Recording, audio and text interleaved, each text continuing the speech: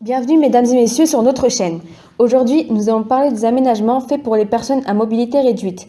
Nous avons donc ici la directrice du lycée de Verneuil qui nous parlera de ces aménagements accompagnée de son élève qui nous fera part de son témoignage. Bonjour, présentez-vous mademoiselle. Bonjour, je m'appelle Chrissy, j'ai 15 ans et j'ai perdu l'usage de mes jambes à l'âge de 9 ans suite à un accident de voiture. Comment avez-vous vécu cette différence? Au départ, je le vivais mal, j'étais une fille banale. Peu après mon accident, le regard des gens a changé. Je suis devenue la source de moqueries qui m'ont beaucoup blessée. Y avait-il tous les aménagements nécessaires pour une personne handicapée? Dans mon ancienne école, les aménagements n'étaient pas présents. C'est comme si on m'avait oublié. J'ai alors décidé de changer d'école, puis je me suis rendu compte de la différence.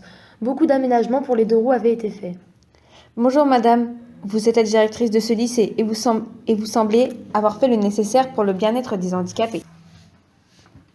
Oui, j'ai jugé important que tout le monde puisse accéder à mon école sans aucun souci. C'est en ne faisant rien que l'on crée une différence entre les élèves, alors qu'au final, ils sont tous pareils. Quels sont les aménagements réalisés? Nous avons installé des ascenseurs et des rampes pour faciliter l'accès aux salles de classe avec des portes aux dimensions adaptées pour les fauteuils roulants.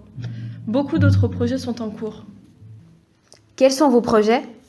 Nous envisageons d'adapter les toilettes pour les fauteuils roulants car nous n'avons pas encore fait cela et ça leur complique énormément leur vie. Sont-ils souvent victimes de moqueries?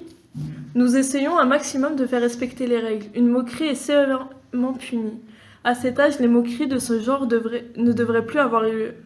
D'ailleurs, dans le lycée figure une loi contre la discrimination à l'égard des personnes en situation de handicap.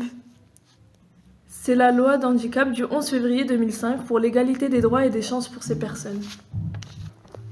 Et vous, Chrissy, comment vous sentez-vous dans cette nouvelle école? Pour l'instant, je m'y sens bien, en espérant que cela continue ainsi. C'est la fin de cette émission. Je vous remercie pour ces témoignages. Je vous souhaite bon courage pour la suite et à bientôt.